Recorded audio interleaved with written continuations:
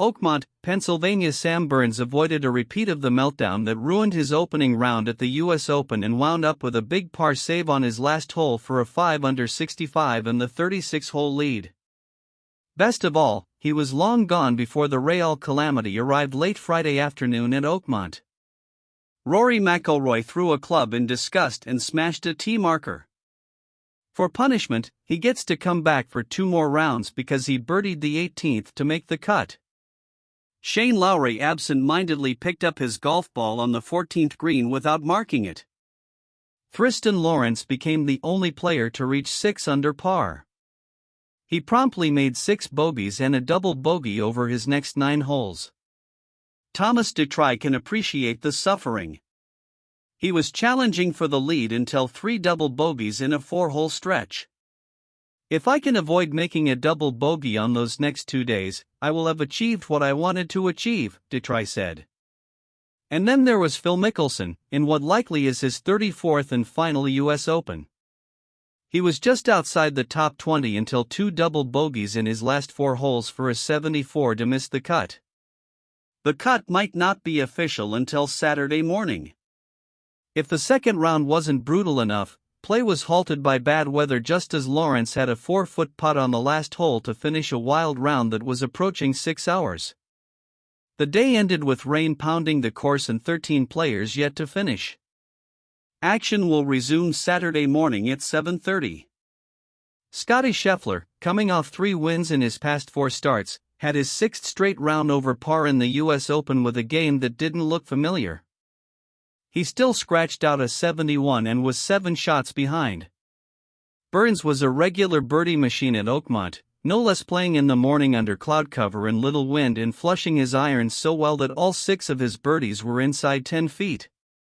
He was at 3 under 137, 1 shot ahead of J.J. Spaun, who fell out of a share of the lead with a bogey on the 18th, his 6th in his round of 72. Burns and Victor Hovland, 68, each have 11 below-par holes over 36 holes, the most in 3 U.S. Opens at Oakmont since it switched to a par 70 in 2007. Hovland was 2 shots behind.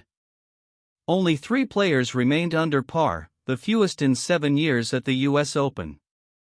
Burns can only imagine where he would be if not for a shocker of a finish Thursday, when he was 1 shot out of the lead and then played his last 4 holes in 5 over par.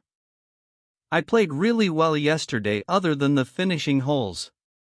So I think today was just kind of getting mentally ready to come out and try to put a good round together, he said. It was unfortunate, but there was too much good to focus on the little bit of bad. Burns is the second player in major championship history to lead outright through 36 holes after being outside the top 30 through 18. Curtis Strange did it at the 1989 U.S. Open, which he went on to win. Hovland twice holed 50-foot shots from off the green, a putter from the collar on number 10 when he started his round, and a chip-in for eagle on the reachable par 4 17th. He also chopped up the second hole for a double bogey. But he was happy to be done. Definitely tired, exhausted because you're just focusing so much on every single shot, he said. I'm very pleased with 2 under par, but also I know that I was 4 under at some point.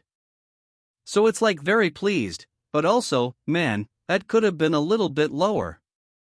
But we're in a really nice spot after 2 days, so I'm just kind of happy. Adam Scott, playing in his 96th consecutive major, had another 70 and joined Ben Griffin, 71, at even par 140. Burns is among the top putters on the PGA Tour, though he did miss a 5-foot putt to win a playoff in the Canadian Open last week and 3-putted the 4th playoff hole to lose. This was more about staying in position and eliminating as much stress as possible on a course that can be relentless. No putt was more important than his 20-footer for par up the ridge on number 9 to finish off a great round the right way.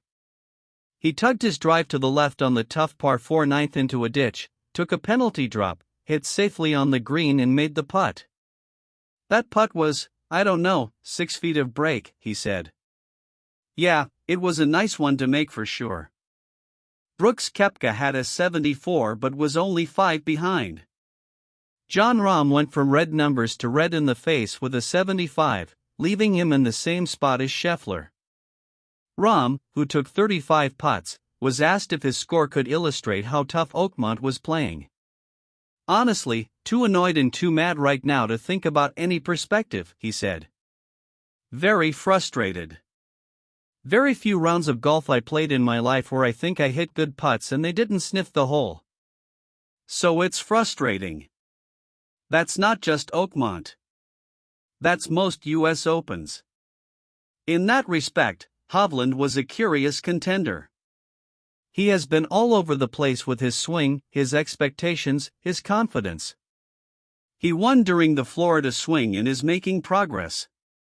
Perhaps having no expectations helped him. "For some reason I've just been in a really nice mental state this week," Hovland said. "Both my rounds have been very up and down. I feel like a couple times if it would have happened at another tournament, for example, I could have potentially lost my mind there a little bit. But I felt like I kept things together very well.